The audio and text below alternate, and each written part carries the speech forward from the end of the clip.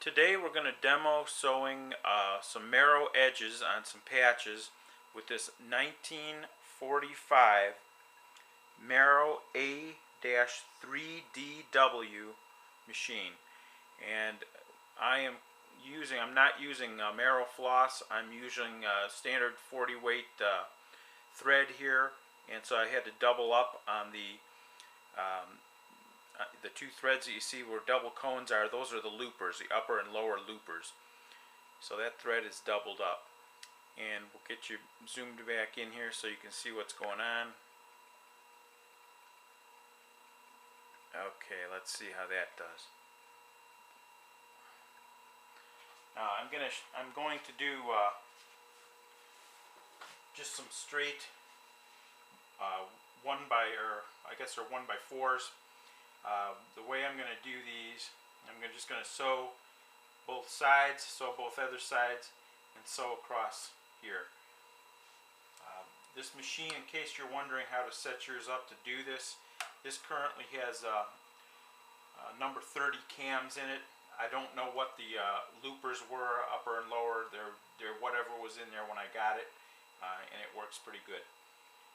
This is the oiler. Turn on the old school oiler.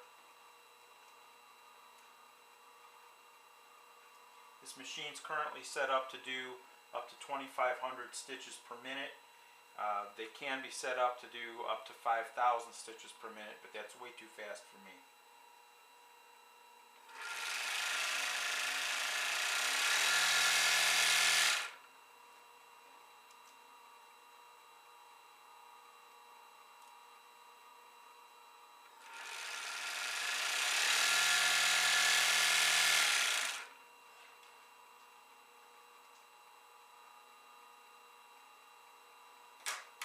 Here's our merrowed edge. And I'll feed these back through the other way and then do the two ends.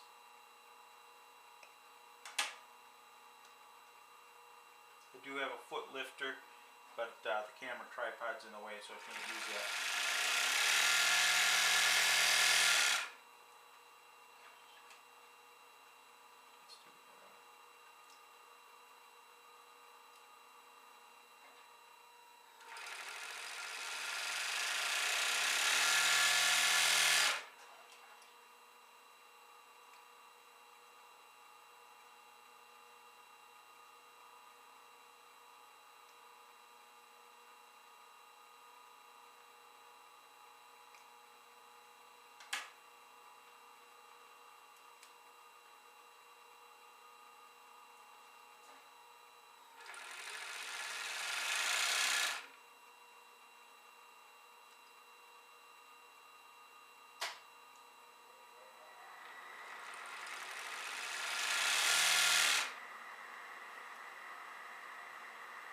I'm going to leave a little extra tail on this.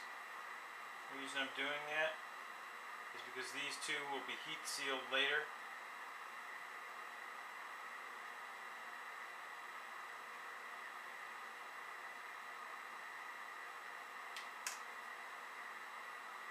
One more side on these, and these will be done.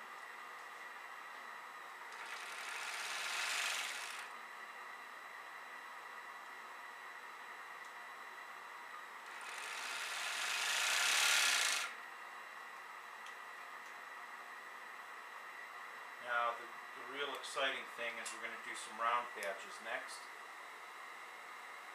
One of these done.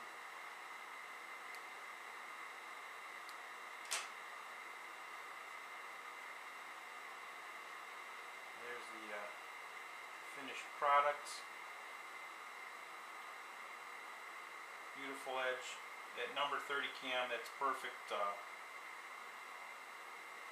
going to do the round ones. Those are done. And it's pretty scary first time you do this, first few times you do this.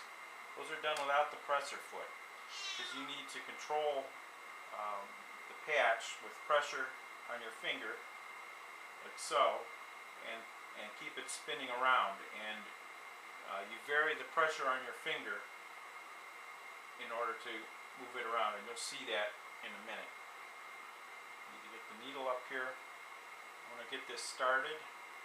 about where it's going to be, that first stitch area.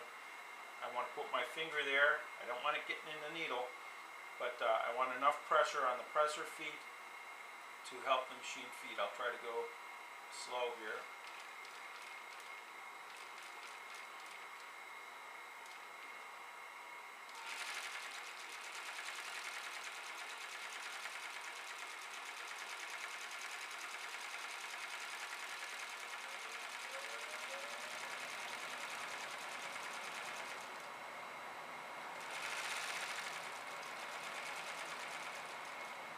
Start getting around to where we started, there's this tail here. We want to cut that tail off.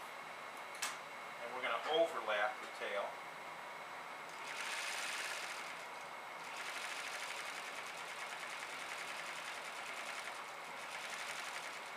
Now, very important, we want to lift that needle up. We want to move the patch so it's out of the way of the needle. And then we can sew off the edge. And that gives us a nice clean break. Same thing on this tail as I did on the other ones. There's going to be a little extra left over so that they don't start to unravel, and then that will be heat sealed, and then that makes a nice perfectly round patch with the narrowed edges. Okay, hope that helps some of you out there that have questions on whether or not these machines could be converted to do this. They can. It just takes the getting proper cam in there. Now, I will say I bought a cam from a place on eBay that apparently they're made in China, and it didn't do a darn thing. I think the quality control's no good. Where I got the current number 30 cams that are in this, I got them from a liquidation of a very old sewing factory. So I think they were probably the original American-made cams. They're much higher quality. So if you can, try to find a machine that's already got 30 cams in. If you can't find one, make sure you get a good set, quality set of American-made cams. I would buy them directly from the Merrow company so that you know what you're getting. All right, that's it.